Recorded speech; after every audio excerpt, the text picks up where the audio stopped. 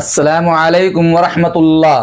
محترم سامعین اور دینی بھائیوں، حضرت مولانا سعد صاحب کاندھلوی دامت برکاتہم نے فرمایا، واقعتاً دعوت و تبلیغ کے بغیر راہ خدا میں مال خرچ کرنا خلاف سنت ہے۔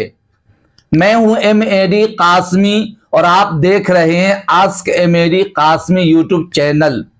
مولانا سعد کاندھلوی دامت برکاتہم کا آیا بڑا ایک نیا دھماکے دار فتوے نے پیدا کیا اہل علم کے درمیان بے چینی اور اضطراب۔ کیا ہے نیا فتویٰ مولانا سعد کاندھلوی کا، اور کیا ہے اس سلسلے میں علماء دیوبند کا موقف؟ مولانا سعد صاحب کی وائس ویڈیو کی کلپ سوشل میڈیا پر ان دنوں خوب وائرل ہو رہی ہے۔ لوگ طرح طرح کے تبصرے بھی کر رہے ہیں۔ مولانا سعد صاحب نے اپنے بیان میں فرمایا کہ دعوت کے بغیر کسی خیر کے کام میں پیسہ خرچ کرنا خلاف سنت ہے۔ بعض لوگوں نے مولانا کے بیان کا ٹکڑا یہ بیان کیا کہ مولانا سعد صاحب نے بیان میں یوں بیان دیا ہے، دعوت کے علاوہ کسی خیر کے کاموں میں مثلا مسجد، مدارس، یتیم، فقیر وغیرہ پر پیسہ خرچ کرنا خلاف سنت ہے۔ پہلے آپ مولانا سعد صاحب کا وہ بیان سنیے۔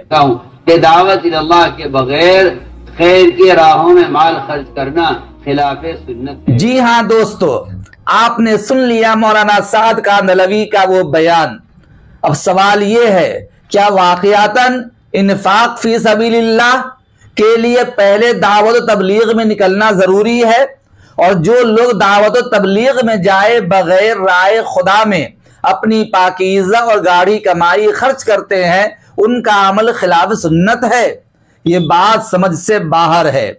یقیناً دعوت و تبلیغ اشاعت دین اور اصلاح امت کا ایک اہم شعبہ ہے، جس میں مال و دولت خرچ کرنا بہت زیادہ اجر و ثواب رکھتا ہے۔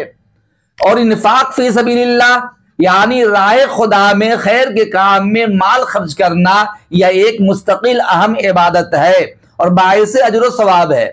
لیکن یہ کہنا کہ دعوت و تبلیغ کے بغیر راہ خدا میں مال خرچ کرنا خلاف سنت عمل ہے، یہ ایک من گھڑت فتویٰ ہے، من گھڑت بیان ہے، حقیقت اس کا کوئی تعلق نہیں ہے۔